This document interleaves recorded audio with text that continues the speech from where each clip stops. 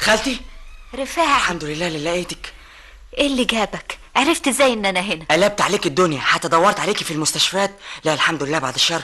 جيتي ليه هنا يا خالتي؟ اهو بقى يا رفاعي، كويس انك جيت. انا عايزاك تروح لامك وابوك واخواتك يلموا حاجتهم ويجوا على هنا. ليه؟ ايه اللي حصل؟ اهي ظروف بقى. ظروف ايه؟ دي الدنيا مقلوبه. دنيا ايه اللي مقلوبه؟ ابويا نايم لان نشرتي في الدره وحلف لا يقتله.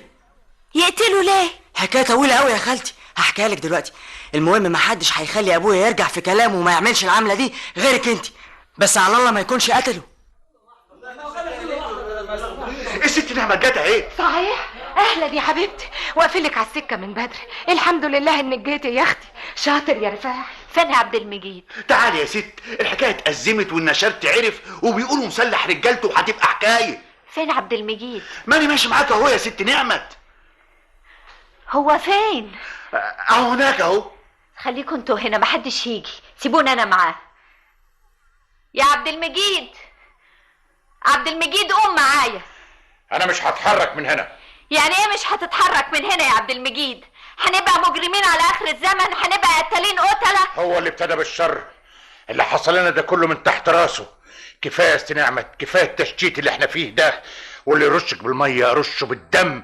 ده راجل اذاكي واذى عيالي في لقمه عشنا، وانا ما عنديش حل غير كده. يا عبد المجيد فيه حكومه وفيه بوليس، ما احناش في غابه هنا. واللي عمله ده اسلوب بني ادمين، اسلوب ناس. هو واخدها ايه؟ عافيه؟ الحمد لله العافيه موجوده.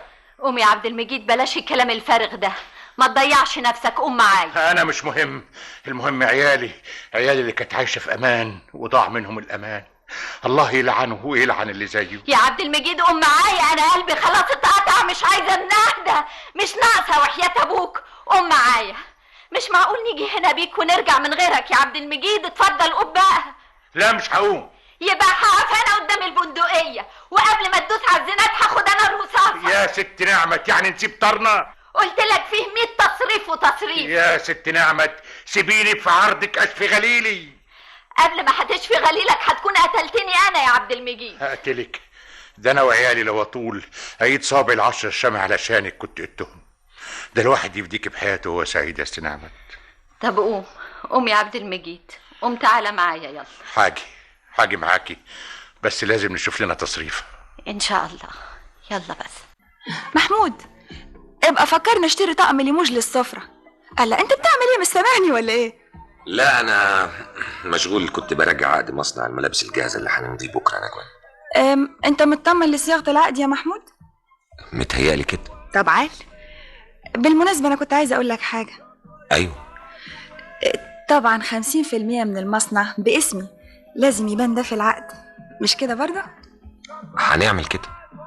اوعى تزعل مني يا محمود، مساله الفلوس بين الراجل والست لازم تبقى واضحه عشان ما يحصلش زعل.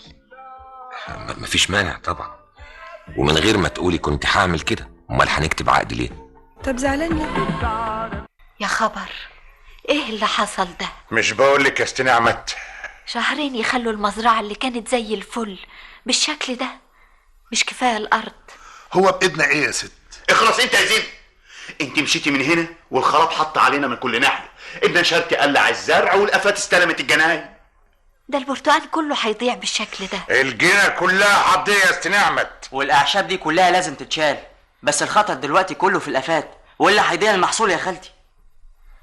طب روح انت يا رفاعي. حاضر. سيبونا شويه يا فتحي. عبد المجيد. ايوه يا ست نعمت. احنا المفروض دلوقتي هنمشي من هنا نهائي. ليه؟ حكايه طويله، انما الخلاصه اننا لازم نسيب هنا خالص. حد قالك امشي؟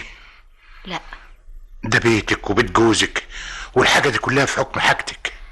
بقول لك يا عبد المجيد بقى، دي حكايه طويله، خلاصتها ان انا اتبهدلت واتجرحت. انا رايي مش ده المهم دلوقتي.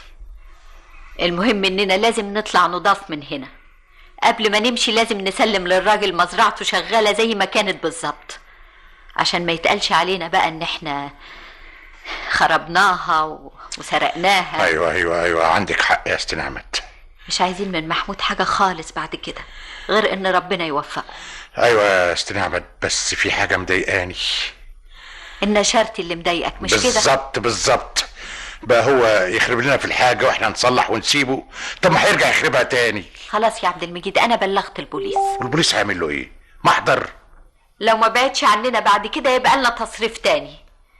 المهم همتك معايا يا عبد المجيد. تأمر يا ست نعمت. الو. ايوه معاك يا زينهم. كده اهو؟ حاجه مش معقول. انت متاكد من الكلام ده؟ وايه كمان؟ ها؟ ايوه طيب يا زينهم، انا هتصرف حالا. اسمع، اذا جد جديد اعمل لي كرنك على طول. مع السلامه.